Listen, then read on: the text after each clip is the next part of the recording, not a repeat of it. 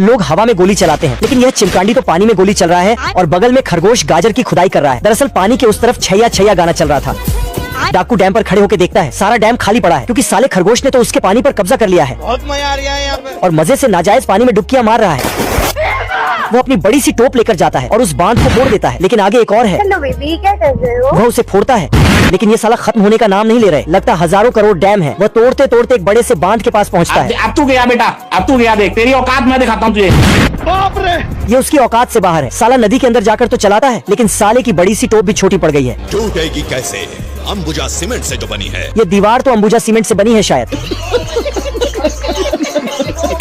ये साला हरामी कुत्ता फिनिश लाइन के पास जाकर गन चलाता है, मगर ये साला छोटा पैकेट बड़ा धमाका है। कुत्ते को एक खूबसूरत लौंडिया दिखाई देती है, जिससे उसका दिल गार्डन गार्डन करने लगता है। वह पूल में 2 शार्क को छोड़कर छोटे कुत्ते को लात मारता है, लेकिन वह साला कांटे से दोनों को पकड़कर टांग देता है। नाजिम का इससे काम नहीं चलता तो वह बोरे में बम डालकर रेसिंग करने लगते हैं। साले को बम से उड़ा दूंगा। लेकिन बम नहीं फटता तो वह चेक करने जाता है। फिर वो पंचिंग बैग में मेटल डालता है। ऐसा मत करो मेरी कुत्ता तो आराम से पंच मारता है। बड़ा कुत्ता भी चेक करने जाता है, लेकिन शीशे का शरीर टूट जाता है। दोनों क्रिकेट खेलते हैं। वह कुतरा बम को पेंट करके आगे सुलगाकर फेंकता है, लेकिन जर्मन शेफर्ड छक्का मार देता है। ये क्या हो गया? दोनों फाइटिंग खेलने जाते हैं। कुत्ता अपने खूबसूरत दांत दिख रहा था, वह उसके पैर में आग सुलगाता है, लेकिन पता चलता है साला वह तो उसी का पखबसूरत पैर है। धरपटक बिना मशीन के स्तंभ तैयार कर देता है। देखा ये तुमने कैसे बजाया? तो मुंह पटक भी सीढ़ियां तैयार कर देता है। दोनों कुत्तों की तरह लड़ाई करते कि तभी बिल्ली अपना काम निकलवाने आ जाती है और उन्हें घर बनाने का कहती है। भाई ने बोला करने का तो करने का। मुंह पटक टब ले जा रहा था। वह सीढ़ियां चढ़ता है और चढ़ते ही जाता है और साला नीचे गिर जाता है। शाबर भी चालू हो गया है। वह फिर से सामान ले जाता है, लेकिन धरपटक फिर से टांग अड़ाता है। बेचारा फिर से गिरता है। दिलरुबा का स्ट्रक्चर बदल गया है। दोनों का घर तैयार होने वाला है। ये क्या हो गया? धरपटक उसके छत को खिसकाकर अपनी तरफ ले आता है। दोनों हाथ मिलाने लगते हैं। हाथ मिलाने का तरीका थोड़ा कैजुअल है। मुंह पटक डर का घूंट पी जाता है और फिर दांतों और हाथों से घर को फटाफट तैयार करने लगता है और उसी के साथ धरपटक की कुटाई भी करता है। मजा आया। और मैं ये जो मजा है, ये चूहों के पापा अपने बच्चों को बिल्ली से बचने की ट्रेनिंग दे रहे थे। अरे साला। और इधर ये बिल्ली भी अपने बच्चों को चूहा पकड़ने का ज्ञान दे रही थी। चूहे के पापा छुटकू को चूहेदान से रोटी निकालने को बोलते। छुटकू अंदर जाकर है मुझसे वही स्मार्ट। लेकिन इस चूहे की एक छोटी बिल्ली से गहरी दोस्ती थी। दोनों साथ में डांस भी करते थे। लेकिन तभी छोटी बिल्ली गटर में गिर जाती है। बिल्ली की माँ आवाज सुनकर आती है। चूहा अपने दोस्त को बचाने के लिए गटर में कूद जाता है। छोटी बिल्ली डूबने वाली थी, तभी ये चूहा उसे अपनी पूंछ देता है और दोनों बच जाते हैं। अब बिल्ली और चूहों में दोस्ती हो चुकी थी। तभी बिल्ली को याद आता कि एक बार चूहे ने इसकी आंख में हमला किया था, तो ये भी अपना बदला लेने लगती है और चूहे बिल्ली में फिर लड़ाई हो जाता है। गर्मियाँ शुरू होते ही ये सभी भालू बैंड बाजा बजाते हैं। दरअसल सर्दियों में भालुओं के सोने का टाइम होता है। ये कहीं भी सोने लग जाते हैं। ये भालू तो गुफा में सोने जाता तो गुफा से गिलहरियां निकलकर और इसे ले जाकर नदी में फेंक देती हैं। लेकिन ये आलसी वहाँ भी सोने लगता है। ये भालू तो गर्मियों तक का अलार्म लगाकर सोता है, लेकिन इसके खर्राटे सुनकर और नीचे आकर थाली बजाता, लेकिन भालू फिर भी नहीं उठता। तो बदक इसे एक गाड़ी में डालकर निकल ले भाई तू, चल भाई चल निकल ले भाई। लेकिन भालू कार से टकराकर वापस गुफा में आ जाता है। बदक भालुओं के खर्राटे की वजह से पूरी सर्दी में सो नहीं पाता, लेकिन जब गर्मियाँ शुरू होती हैं तो ये चैन की नींद सोने जाता है। सारा रात सोया नहीं, सुबह मुझे सोने। लेकिन ये भालू फेफड़ी बजाने लगता है। तो सभी भालू अपना अपना सामान लेकर आते हैं और बैंड बजाने लगते हैं। ये क्या तमाशा लगा रखा है तूने? तो बदक भी आकर इस बदक की बीबी पेट से थी, इसलिए ये बदक काफी टेंशन में था। तभी 4 नए चूजों का जन्म होता है। मुन्ना है, मुन्ना मुन्ना। बदक और बदकी काफी खुश थे। तभी बदकी के नीचे से एक अंडा निकलता है और अंडे में से एक सफेद चूजा निकलता है। बतख के सभी बच्चे पीले थे, लेकिन यह सफेद था। नहीं सारुण के यहाँ कुछ तो गड़बड़ है। जिस कारण बदक को अपनी बीवी पर शक होता है। ये क्या तमाशा लगा रखा है तूने? मैंने कुछ नहीं किया। और बदक और बदकी में लड़ाई हो जाती है। हमारा घर, हमारा दुआ। खाओ माँ कसम। बदकी अपने सभी बच्चों को लेकर जाने लगती है। ये सफेद चूजा बदकी के पीछे जाता है, लेकिन बदकी इसे पानी में गिरा देती है और 2-4 बात सुनाती है तो इसके बच्चे भी भर भर के गालियाँ देते हैं। तभी यह चूसा अपनी शक्ल पानी में देख लेता है और इसे पता चलता है यह बतख का बच्चा नहीं है। चैप्टर क्लोज हो गया। तो यह उदास होकर जाने लगता है और एक लकड़ी की बत्तख से टकराता है। तो इसे लगता है कि यही इसकी माँ है। सफेद चूजा उसके साथ थोड़ी देर खेलता है, लेकिन लकड़ी की बतखी भी इसे रिजेक्ट कर देती है। तो ये बेचारा अपनी फूटी किस्मत पर रोने लगता है। ये दुख का खत्म नहीं होता बे। तभी इसके असली भाई बहन वहाँ आ जाते हैं और चूसे को उसकी माँ के पास ले जाते हैं।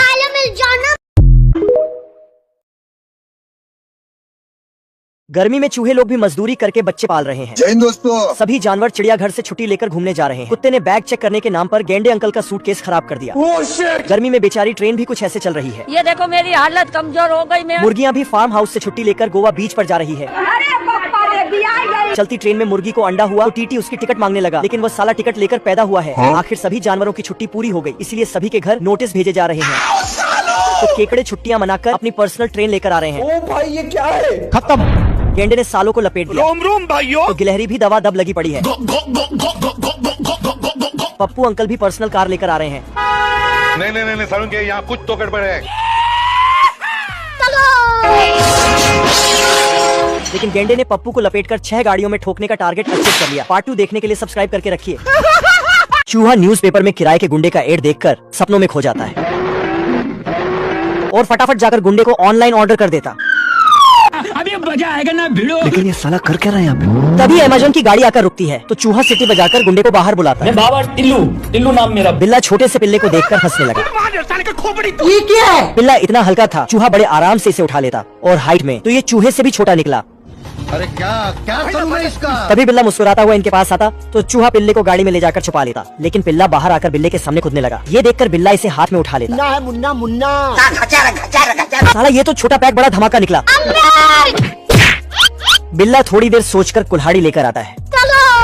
तू आप देख। बिल्ला गुस्से से जाकर ये बिल्ले की इज्जत का कचरा ही कर देता। गिलहरे को मार ले जाता देखकर हरामी बतख पेड़ की डाली काटकर उस पर तारकोल लगा देता। गिलहरा बेचारा तारकोल से चिपक जाता। भाई यहाँ पे क्या हो रहा है? क्या हुई? बड़वा। बेचारे दोनों उल्टे पुल्टे होकर चिपक जाते। अब देख तू। तो छोटू इसको डाली में फंसाकर थोड़ी देर बाद बतख लंबी कैंची लेकर कौन है बे? भाई यहाँ पे क्या हो रहा है? भाई यहाँ पे क्या हो रहा है? भगवान क्या जुल्म है? कैंची को भूत समझकर गिलहरे की फट जाती। ये क्या है? आज मैं मर गया भैया। क्यों मर गया? कोई को मत बुलाना। बेचारे गिलहरे की हालत खराब हो गई। पीछे देखो पीछे। बहुत मजा आ रहा है यहाँ पे। पार्ट 2 देखने के लिए कमेंट करें। ठंड इतनी तेज पड़ रही है कि बेचारे अंडों का कलर भी चेंज हो गया। डक अपनी चोली ऊंची करके अंडों को गर्म करने की कोशिश करती है, लेकिन तापमान तो माइनस में जा रहा है। इसीलिए वह अंडों को गर्म करने के लिए लालटेन के पास ले जाती है, लेकिन देखती है ये साले तो इतनी ठंड में भी मस्तियां कर रहे हैं। वह अपने अंडों को गर्म रखने के लिए पिछवाड़े को गर्म करने लगती है। वह अपनी तशरीफ अंडों के ऊपर रखने वाली थी, लेकिन डर के कारण सारे चूजे निकल जाते हैं। डक उन्हें लेकर पानी में जाती है, लेकिन यह एक चूजा अभी पूरा नहीं निकला है। वह उनके पीछे पानी में जाता है, लेकिन तब तक पानी बर्फ बन गया था। वह डबल से खुद को गर्म करने जाता है। इधर डक अपने बच्चों की गिनती कर रही थी, लेकिन साला एक कम निकल रहा था। चूजा घूमते घूमते एक भालू के पिछवाड़े के नीचे जाता है, लेकिन तभी एक भेड़िया जाकर ब्लास्ट लगा देता है और चूजे को अपने साथ ले जाता। तभी डक आकर उससे छीन लेती है, लेकिन भेड़िया फिर से छीन लेता है। ऐसा दोनों करते रहते हैं, लेकिन डक के हाथ नकली अंडा। लेकिन ये साला कर क्या रहा है यहाँ पे? ये तेंदुआ सस्ता नशा करके बाहर आता है और फिर जैसे ही ये पोटली खोलता है तो उसमें से एक मगरमच्छ का बच्चा बाहर निकलता है। फिर तेंदुआ मगरमच्छ के बच्चे के लिए दूध गर्म करता है और फिर जैसे ही उसे पिलाता है तो तभी फिर तेंदुआ मगरमच्छ के बच्चे को खेलने के लिए एक खिलौना देता है, लेकिन ये मगरमच्छ का बच्चा सभी चीजों को सफाचट करने में लगा होता है। ऐसा मत करो मेरी जान। अच्छा फिर तेंदुआ मगरमच्छ के बच्चे को एक टोपी पहनाता है और उसे बाहर घुमाने के लिए लेकर चल देता है। अच्छा। फिर जैसे ही ये छमिया तेंदुआ के बच्चे को देखने के लिए आती है तो तभी मगरमच्छ का बच्चा तभी इस छमिया के जाते ही मगरमच्छ का बच्चा रोने लगता है। तो तेंदुआ उसके मुंह में एक दूध की बोतल लगा देता है और पानी पीने के लिए एक नल पर चला जाता है, जिसके बाद लेकिन ये साला कर क्या रहा है यहाँ पे? ये चूहा तेंदुआ के फ्रीज से सभी खाना निकालता है और उठाकर अपने घर लेकर जाने लगता है। तभी तेंदुआ चूहे के ऊपर से एक ब्रेड उठाता है, लेकिन चूहा वो भी ब्रेड लेकर अपने घर चला जाता है।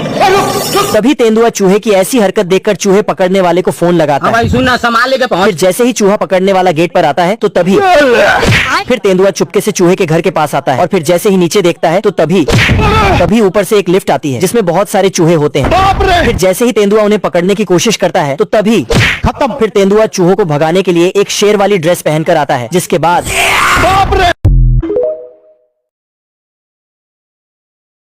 धरती गोल है या नहीं ये साबित करने के लिए खरगोश ने एक बॉल फेंका, कुछ मिनट इंतजार किया और वो बॉल दूसरी तरफ से वापस आया। रोम रोम भाइयों। और उस पर दुनिया भर के सिग्नेचर भी थे। ये साबित करने के लिए काफी था कि धरती गोल है, पर लोकल लोगों को यकीन नहीं हुआ। तो खरगोश और बिरजू ने खुद समुद्र में जाने का फैसला किया ताकि वो दुनिया का चक्कर लगाकर साबित कर सके। लेकिन क्रू वालों ने खरगोश को अबे जाता कहाँ है साले?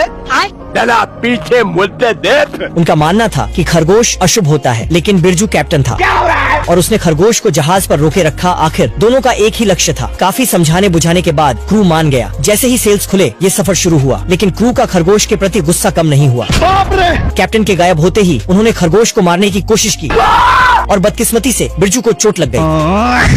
मैं नहीं डरता, मौत डरती है मुझसे। अब वो खरगोश को टुकड़े टुकड़े करने वाला था।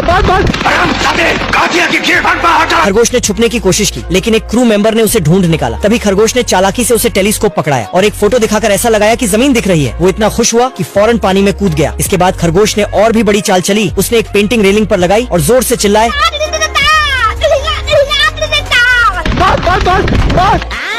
सारे क्रू मेंबर्स उस तरफ भागे और एक एक करके पानी में गिरते चले गए। जब बिरजू की नींद खुली तो जहाज खाली पड़ा था। बंटी ने बताया, आपके सारे क्रू भाग गए, कपिल टूट गया। ये कैसे हो गया? पर बच जाता है। अरे नहीं भाई। तो बतख ने अंडे का छिलका उठाया और गिद्ध को समझ में नहीं आ रहा था कि ये मेरा बच्चा है या नहीं। खाओ माँ कसम। मुन्ना है मुन्ना मुन्ना। फिर गिद्ध बतख को उड़ने बोलता है। अरे बाप रे, ये तो धोती खोल रहा है। लेकिन नीचे देखते ही इसका सिर चकरा जाता है। इधर ये बच्चा शाबाश बेटा। बतख का पूंछ पकड़ा तो बतख को धकेल धकेल के उड़ने भेजता है। नहीं। पर ये नालायक गिद्ध के पंख में लटक जाता है। साला बतख हाथ टूटने का नाटक करता है। इधर आना, थोड़ा इधर आना, मेरा बच्चा तो इधर आ। इधर असली गिद्ध के बच्चे को गुस्सा आ रहा था, तो साला ये आता है और बतख की पूंछ गुलेल जैसा खींच के छोड़ देता, जिससे बतख उड़ने लगता। लेकिन तुरंत डाल पर जाकर लटक जाता है। शाबाश बेटा। तभी इसके दिमाग में नेक्स्ट लेवल का आइडिया आता है। इसने लकड़ी और पत्ता तोड़ के नीचे फेंक दिया, जिससे गिद्ध को लगा बतख का काम तमाम हो रहा है। नहीं। फिर साला ठहाके लगाकर हंस लेता और अंडे को चुराकर 1 2 3 होने लगता है। भाई आज ऑमलेट नहीं बनाऊंगा, आज तेल का ऑमलेट बनाऊंगा। तभी छोटा गिद्ध का बच्चा अंडे को ऊपर से पकड़ लेता और उल्टा होकर ही भागने लगता। जल्दीबाजी में इसने ग्रेविटी को चकमा देने की कोशिश की, लेकिन ग्रेविटी उस समय ऑनलाइन था, इसलिए नीचे टपक जाता है। गिद्ध उसे देखते ही खुश हो जाती है, तो बतख को 2 साल तक अपने पास रख लिया।